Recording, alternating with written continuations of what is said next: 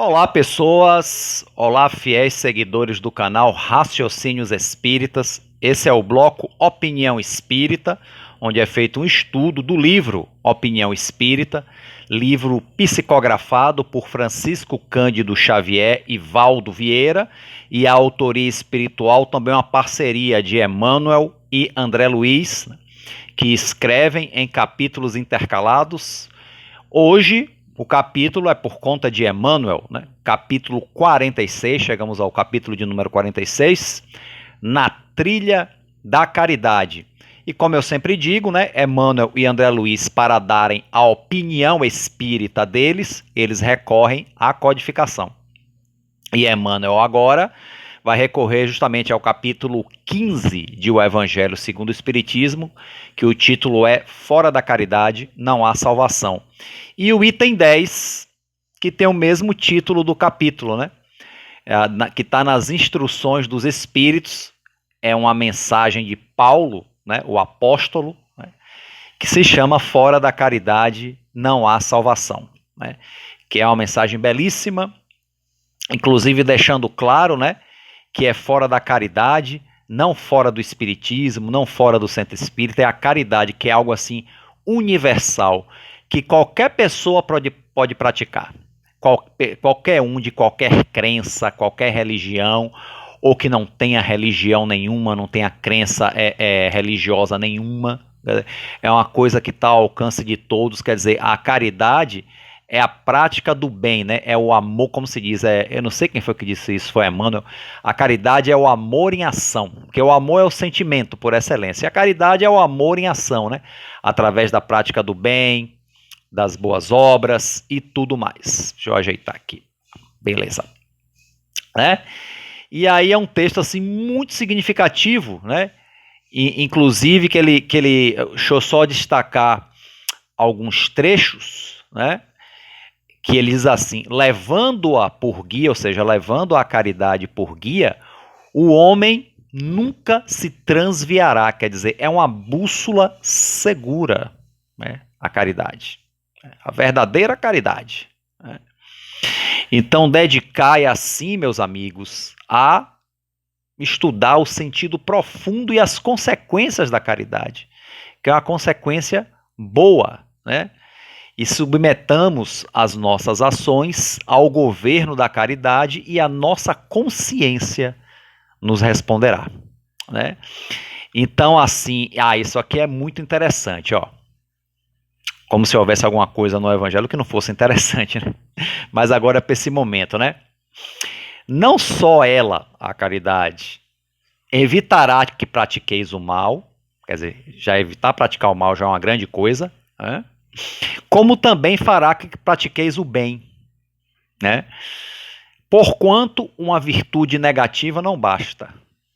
É necessária uma virtude ativa. Para fazer o bem, é necessária uma ação da vontade. Você tem uma vontade de praticar o bem. Para não praticar o mal, basta das mais das vezes a inércia e a despreocupação. Então, o fato de a gente não praticar o mal não quer dizer que a gente seja bom. Quer dizer que a gente não está fazendo nada da vida. Então, não é só não fazer o mal, é procurar fazer o bem, né? Allan Kardec já nos diz, né, que somos punidos, né? Não só pelo mal que fazemos, mas pelo bem que deixamos de praticar, né? Quando temos oportunidade, né? E quando se diz o bem, gente, é aquele bem que está ao nosso alcance fazer, não é nada mirabolante, não. É aquilo que está ao nosso alcance. E aí ele conclui aqui, né? Esforçai-vos, né?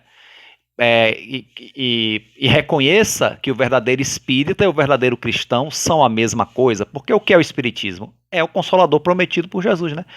É o espírito, é o cristianismo redivivo na sua forma primitiva, né? Sem as deturpações ao longo da história, né? Sem as nossas conveniências que foram enxertadas no cristianismo ao longo do tempo. E a essência maior do cristianismo é a caridade, é a prática do bem. Isso aí nenhuma seita, nenhuma religião pode discutir. Eles podem até se afastar disso, mas questionar como algo que não é válido, isso é impossível.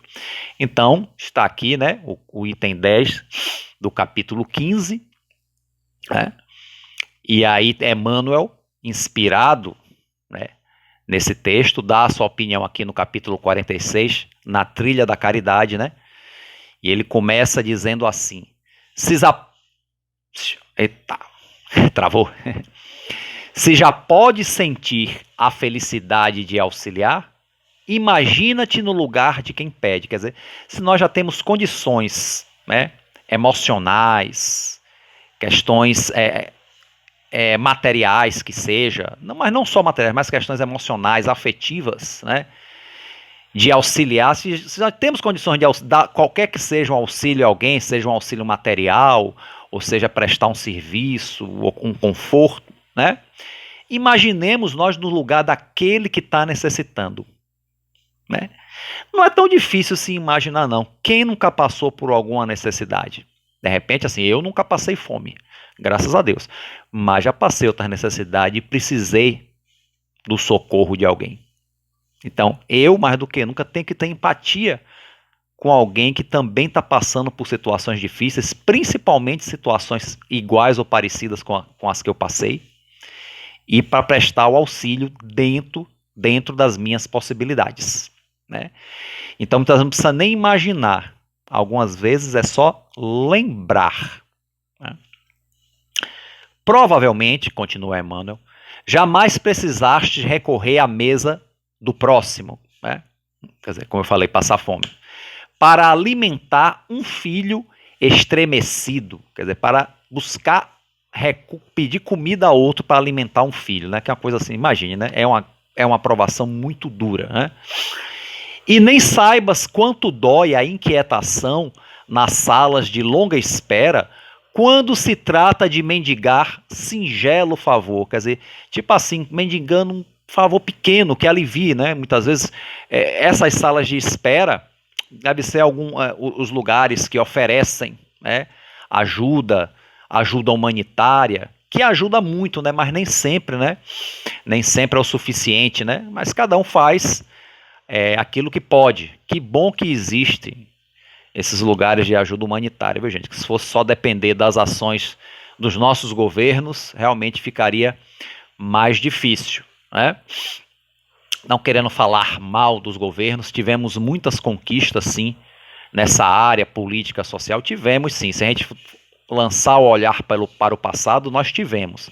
Mas ainda há muito o que fazer, né? Não dá para pensar que nem de longe se resolveu o problema. Então, as ajudas humanitárias, as ONGs bem intencionadas, ajudam muito nessas questões, né?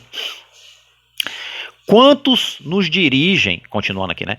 Quantos nos dirigem o olhar molhado, suplicando socorro, são os nossos irmãos. Olhar molhado, olhar desesperado, olhar esse que nós também podemos, a nosso turno, estar precisando, né? Já que não somos melhores do que ninguém, né?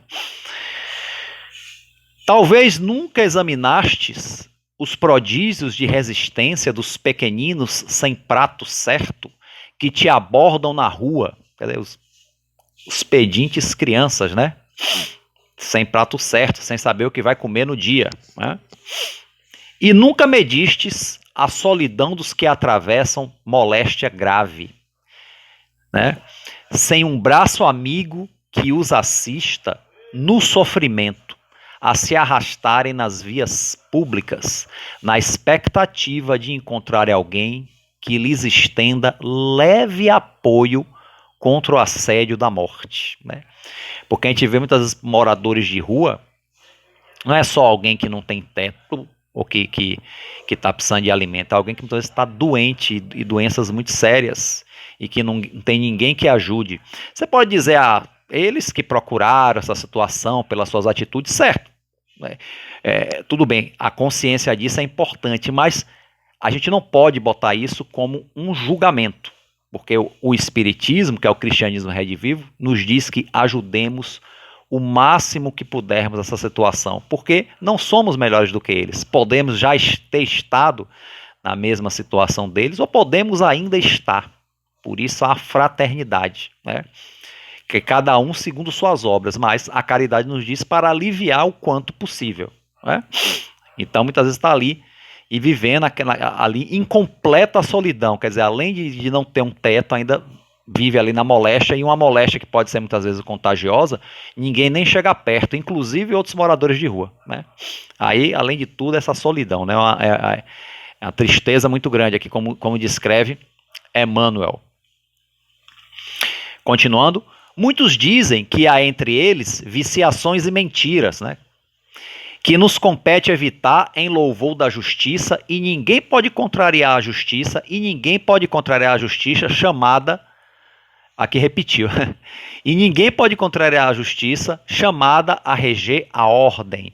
É sério, muitas pessoas, está falando das pessoas que nos pedem ajuda na rua, na verdade não tem necessidades reais. Pedem para tomar cachaça, pedem para se drogar, né? Existe isso, claro, a gente temos que ter senso crítico, sim, mas não são todos que são assim, né?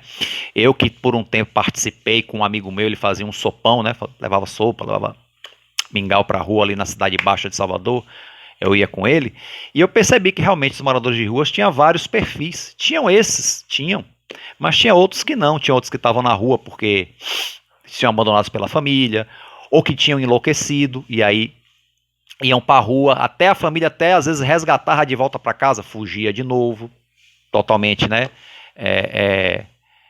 dementados, por conta de vícios, muitos casos por conta de vícios mesmo, né?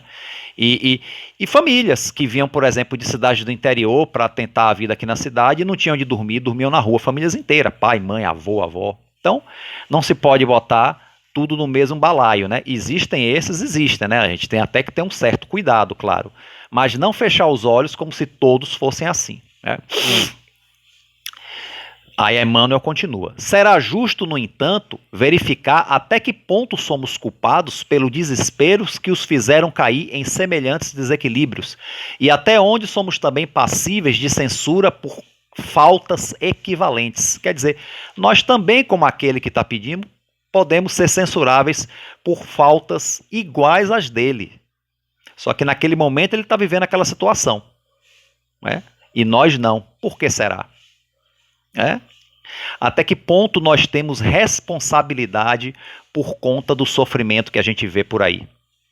Quando se fala em responsabilidade social, a gente está falando que é responsabilidade de todos. Não é culpa da gente. Não é minha culpa, não é sua culpa. Mas temos responsabilidade de auxiliar até onde pudermos. E não estou dizendo só de dar coisas, dar esmolas, não. Inclusive, empreender campanhas, né, para campanhas realmente beneméritas que são feitas para minorar essas questões, né? Fazer campanhas, buscar ajuda, criar grupos, sei lá, são tantas formas de fazer, né? O bem, né? Então, assim, porque nós não é para fazer o bem para sermos bonzinhos, para ganhar um pedacinho do céu, para ir para nosso lar, não. É porque é uma responsabilidade nossa também. Se nós pudermos fazer, façamos. Ah, mas eu não posso, porque... Tudo bem, você não pode. É diferente. Mas pode-se fazer alguma outra coisa dentro da possibilidade de cada um. Mas se puder fazer, façamos, né? Porque cada um também tem a sua rotina. Se você não pode fazer um bem numa escala grande, faça numa escala pequena, naquilo que for possível, né? Até mesmo ser gentil com as pessoas que passam por você, com seus vizinhos, já é uma caridade, porque a gente não sabe o que aquelas pessoas estão passando, e a gente, às vezes, estamos vivendo uma vida difícil, cheia de tribulações, e a gente acaba, né, muitas vezes descarregando em pessoas que não têm culpa. Evitar fazer isso já é um grande benefício, né? Não descarregar nossas frustrações nos outros, né?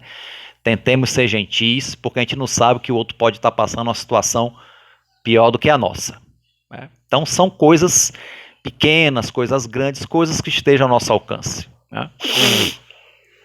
Vamos lá. Bom, Emmanuel continua aqui. Deus nos dá para que aprendamos também a distribuir. Então, tudo aquilo que a gente tem de riqueza é para aprender a distribuir. Aprender a distribuir com sabedoria. Não é sair jogando dinheiro para todo mundo, não, gente, né? Se eu sou uma pessoa que tem um dinheiro, então eu vou criar, né, um recurso que ajude de uma social, não é só dando comida na rua, não, mas criar escolas, né, favorecer ambientes educacionais, criar centros sociais de ajudas de todo tipo, ajudar pessoas com deficiências, pessoas com problemas de saúde, mães, né, que têm dificuldade de criar seus filhos porque estão desempregadas, que o desemprego é muito grande. Criar empregos é uma coisa muito boa, gerar empregos, né? Então, isso, quem tem assim recursos pode fazer isso, né? Essa é uma forma de distribuir. Mas se nós temos recursos pequenos, então a gente distribui de acordo com o que a gente puder. A gente pode dar uma ajuda, ajudar alguém que está passando uma necessidade. Se a gente não puder fazer sozinho, a gente sai arrecadando. Olha, tem alguém que está passando uma necessidade ali, porque está desempregado, está com o filho em casa. Aí a gente arrecada, entrega. E não só a caridade material, a caridade também de ir lá, dar um abraço, dar um consolo, conversar, prestar um serviço, como eu já falei, né? Esse tipo de coisa, né? É um leque, né, de coisas. Então é isso que Emmanuel está querendo dizer, né? Aprender a distribuir. Assegura a disciplina, mas lembra-te que o Senhor te agradece a bagatela de bondade que possas entregar em favor dos que sofrem, e a palavra de reconforto que graves no coração torturado que te pede esperança, né? Palavras de conforto é muito importante, gente. Você vai falar, às vezes uma pessoa está mal-humorada, não quer ouvir nada. Tudo bem, silencie, ore por ela, e quando tiver uma oportunidade, fale, né? Tudo tem a sua hora certa, né? Até as palavras de conforto tem que chegar na hora adequada para não gerar um desconforto, né? Trabalha contra o mal. Olha que interessante, Emmanuel está dizendo aqui. Trabalha contra o mal. No entanto, recorda que as leis da vida assinalam a alegria da criança desditosa a quem deste um sinal de bondade e respondem às orações do velhinho que te recolhe os testemunhos de afeto, exclamando, Deus te abençoe, né? Quando a gente, falando do velhinho, aqueles idosos que mendigam, né? A gente dá alguma coisa e fala, Deus te abençoe, meu filho. Quer dizer, aquilo ali, coração mesmo, né? Isso aí acho que é de uma energia tão boa que vale muito mais do que a moeda do que a gente deu ali, né?